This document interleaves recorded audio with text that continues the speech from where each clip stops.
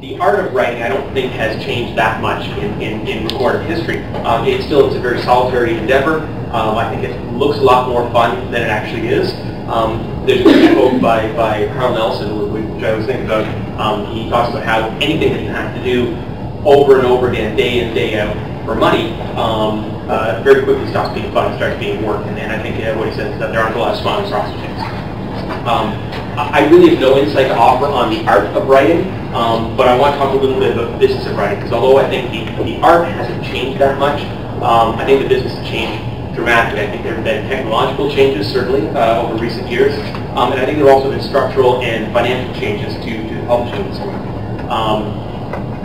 In any business, I think there are moments in which technology outstrips the ability of business to monopolize on it, and I think you get little windows of opportunity where there are tools available to people of an entrepreneurial nature, and I think this is one of those times.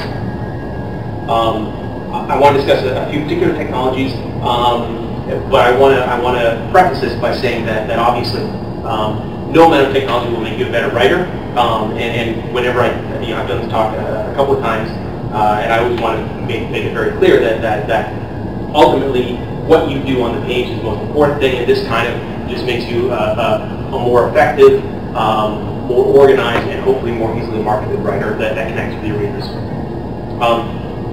To do this, I don't want to just give you a lot of scattergun advice, but I want to kind of structure stuff around three guiding principles. So control, so maintaining control of your work through the creative and the post-creative phases of your book. Community, so developing a two-way relationship with your readers, and culture, contributing to the greater good. Although I think a lot of strategies and technologies are constantly going to change, and we're certainly in a period of market upheaval right now, I think if you kind of keep your eye on those three fundamental principles, you're going to be able to weather whatever the market does. And it's also going to give you some guidance on where to invest your time. In business, a lot of decisions get made based on anticipated ROI, so return on investment. I think you have to use the same judgment as a writer, knowing what technologies to invest in and which to farm out. If you happen to be a very good web developer, by all means build your website. If you're not, contract it out. I'm always amazed when I hear somebody say, I'm investing a lot of time in the business side of my career as a writer, and then I ask, well, what do you do? Because I want to do something that I'm not.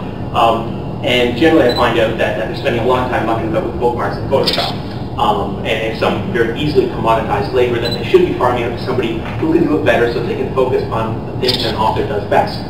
I'm as guilty of that as anybody, as you can see by my bookmarks in the back of the room.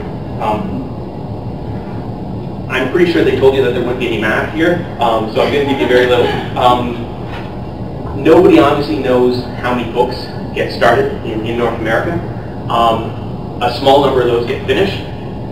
A smaller number of those get sent out to publishers. A smaller number of those go through much smaller number go through the editing and promotion process, and get an actual ISBN number and hit the market and get a promotional budget. And you would think that would be a pretty small number if you're going down by grade. Does anybody know roughly what that number would be? Want to educate a guess?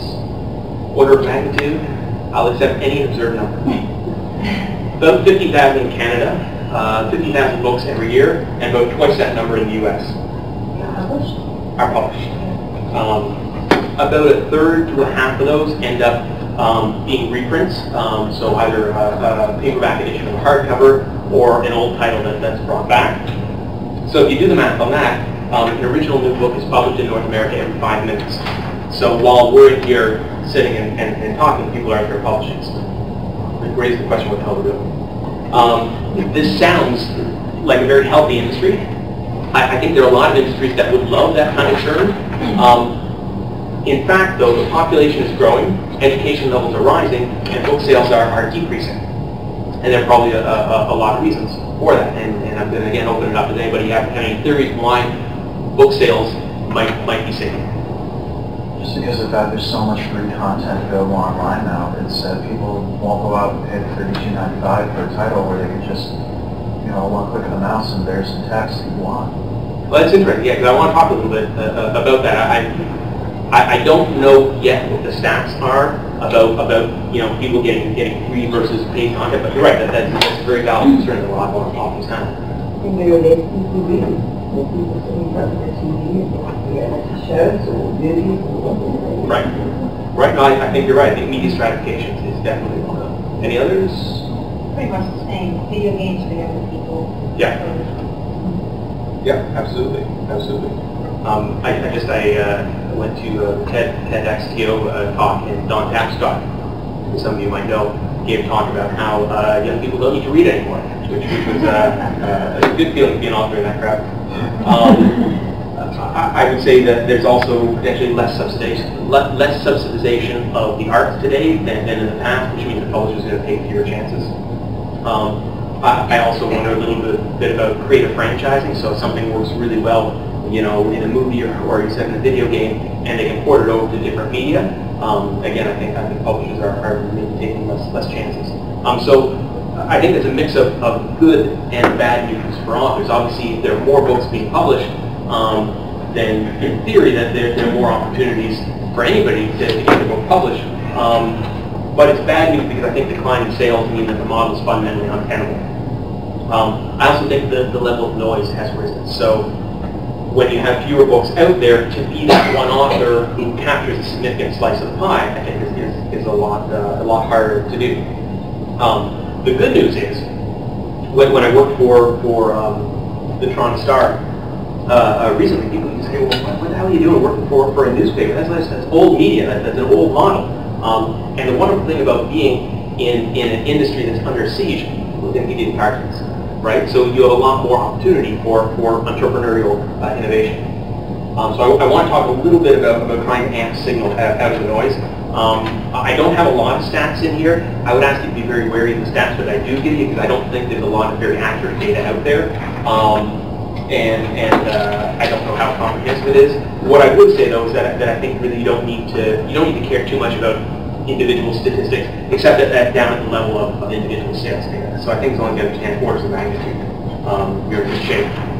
So I want to talk about two stages of book development: the creative stage and the post-creative stage. And I'm going to talk mainly about the post-creative, and I know that's kind of not a fair term, so if there are any marketing professionals in the crowd, I apologize. I'm not trying to disparage your profession.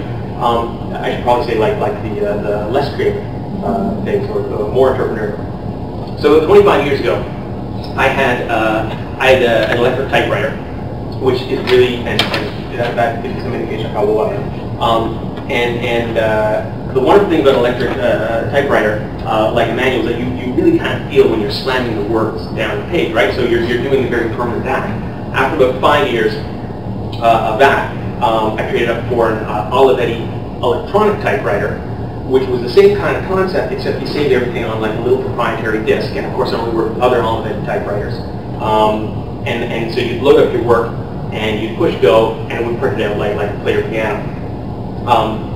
5 years after that, I bought my first laptop, which was a black and white screen, under a gig hard drive. I saw it. I think it was like an AST or something. I saw it advertised on Craigslist the other day, and I wrote down the title of the ad, which was "A Perfect Addition to Your Antique Computer Collection." So that's a bit impressive. The last few years, I've used a pretty decent laptop, either XP or Mac OS, or I'm getting into Ubuntu. And I use Google Docs a lot now, and I don't know how many people here have tinkered with Google Docs, but for me, that's generally now what I'll use when I'm actually doing the initial write on anything, especially if I'm not at home. And then I'll migrate over to Microsoft Word for final format, because I don't think Google Docs is quite there yet. Really good thing about Google Docs is that you actually don't even have to be online to use it. You can use Google Ears, which synchronizes, basically it's a synchronization piece, so that you can actually work on stuff when you don't have an internet connection if you're in the library or something. The reason that I switch over to Microsoft Word, especially during the collaborative editing process with my publisher, is that the tracking technology is better. So you can have multiple different, multiple iterations of revisions all within the same document.